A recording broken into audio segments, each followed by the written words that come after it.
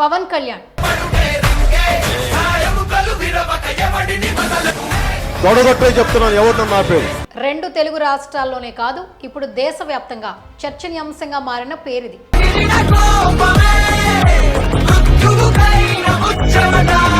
పోటీ చేసిన అన్ని స్థానాల్లో గెలిచిన జాతీయ స్థాయిలో స్టార్ పొలిటీషియన్ గా మారిన పవన్ కళ్యాణ్ ప్రస్థానం అంత సాఫీగా ఏం సాగలేదు.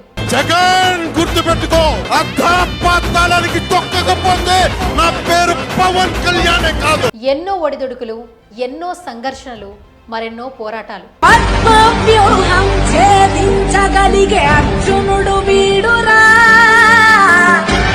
వీటన్నింటినీ దాటి నేడు సక్సెస్ఫుల్ పొలిటీషియన్ గా అవతరించాడు.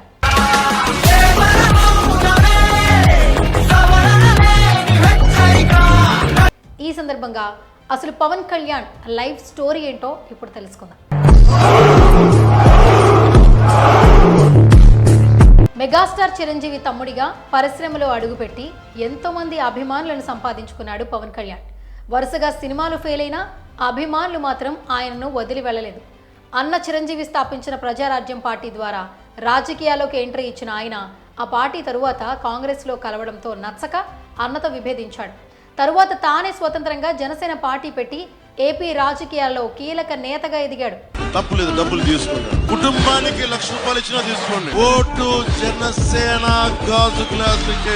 అటు సినిమాల్లోనూ ఇటు రాజకీయాల్లో రాణిస్తున్న సినీ నటుడు, నిర్మాత, రచయిత, రాజకీయవేత్త పవన్ కళ్యాణ్ గురించి తెలుసుకుందాం. అంటే భయం లేదు, గెలవడం ఓటంతో సంబంధం లేదు. Maybe same to same. ఆంధ్రప్రదేశ్లోని బాపట్లలో సెప్టెంబర్ 2, 1971న వెంకట్రావు, అంజనాదేవి దంపతులకు జన్మించాడు పవన్ కళ్యాణ్. మెగాస్టార్ చిరంజీవి పవన్ కు పెద్దన్నయ్య. నటుడు, నిర్మాత నాగేంద్రబాబు పవన్ కు రెండవ అన్నయ్య. పవన్ ప్రాథమిక విద్యాభ్యాసం బాపట్లలోనే సాగింది. ఆ తరువాత నెల్లూరులో ఉన్న పాఠశాల విద్యను అభ్యసించారు. ఆ తరువాత ఇంటర్ నెల్లూరులో విఆర్ కాలేజీలో చదువుకున్నాడు. ఆ తరువాత కంప్యూటర్ డిప్లొమా పూర్తి చేశాడు. డిప్లొమా తరువాత ఉద్యోగం చేయాలని అనుకోలేదట. పుస్తకాలు చదవడం అంటే చాలా ఇష్టమట.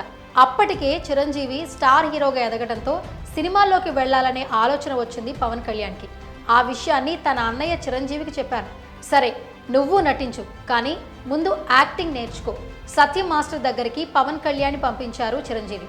ఆయన దగ్గర 6 నెలలు నటన నేర్చుకున్నాడు పవన్ కళ్యాణ్. ఈలోగా చిరంజీవి తమ్ముడు పవన్ కళ్యాణ్ కోసం ఒక మంచి కథను, డైరెక్టర్స్ని వెతకడం ప్రారంభించాడు. ఆ సమయంలో వివి సత్యనారాయణ దర్శకత్వంలో అక్కడమ్మ ఇక్కడ అబ్బాయి కథను ఓకే చేసి 1996 జనవరిలో షూటింగ్ మొదలుపెట్టారు. ఈ సినిమా 1996 అక్టోబర్ నెలలో విడుదల చేశారు. ఈ సినిమా యావరేజ్గా ఆడింది. ప్రేక్షకులు మాత్రం కేవలం చిరంజీవి తమ్ముడని మాత్రమే గుర్తించారు. ఆ తర్వాత పవన్ కళ్యాణ్ కోసం గోకులంలో సీత అనే కథను సిద్ధం చేశారు. వెంటనే షూటింగ్ స్టార్ట్ చేశారు. ఈ సినిమా షూటింగ్ జరుగుతున్నప్పుడే 1999 మే నెలలో వైజాగ్కి చెందిన నందిని అనే అమ్మాయితో పవన్ కళ్యాణ్కి వివాహం జరిపించారు. వీరిద్దరి వివాహం అయ్యాక గోకులంలో సీత 1997 ఆగస్టులో విడుదల చేశారు. ఈ సినిమా సూపర్ హిట్ టాక్ తెచ్చుకుంది. తర్వాత భీమినేని శ్రీనివాసరావు దర్శకత్వంలో సుస్వాగతం మొదలైంది. ఈ సినిమా మొదలయ్యే నాటికి పవన్, నందిని ఇద్దరు కూడా వేర్వేరైపోయారు. సుస్వాగతం, ఆ తర్వాత వచ్చిన తొలి ప్రేమ సినిమాలు బ్లాక్ బస్టర్ హిట్ అయ్యాయి. సుస్వాగతంతో పవన్ కళ్యాణ్కి ఒక గుర్తింపు వస్తే తొలి ప్రేమతో స్టార్ హోదాను తెచ్చిపెట్టింది. నిజంగా తొలి ప్రేమ పవన్ సినీ జీవితంలో మైల్ స్టోన్. ఈ సినిమా ఉత్తమ సినిమాగా జాతీయ అవార్డు, అలాగే మరో 4 నంది అవార్డ్స్ను కూడా గెలుచుకుంది.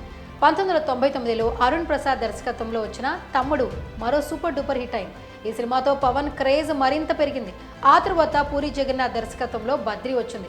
తనదైన నటనతో అభిమానుల్లో పవర్ స్టార్గా ప్రసిద్ధి చెందాడు. ఈ సమయంలోనే రేణు దేశాయ్తో పరిచయం ఏర్పడింది. ఇదిలా ఉంటే ఎస్జే సూర్య దర్శకత్వంలో 2001 ఏప్రిల్లో ఖుషి వచ్చింది. ఆ సినిమా పవన్ కళ్యాణ్ కెరీర్లోనే బిగ్గెస్ట్ హిట్ అవడమే కాదు, ఆ సంవత్సరం ఇండస్ట్రీకి కూడా ఆ సినిమానే అయింది. ఆ సినిమాతో పవన్ కళ్యాణ్ క్రేజ్ అమాంతం పెరిగిపోయింది. శంకర్ దాదా ఎంబీబీఎస్లో ఒక అతిథి పాత్రలో నటించి మెగా అభిమానులను అలరించాడు.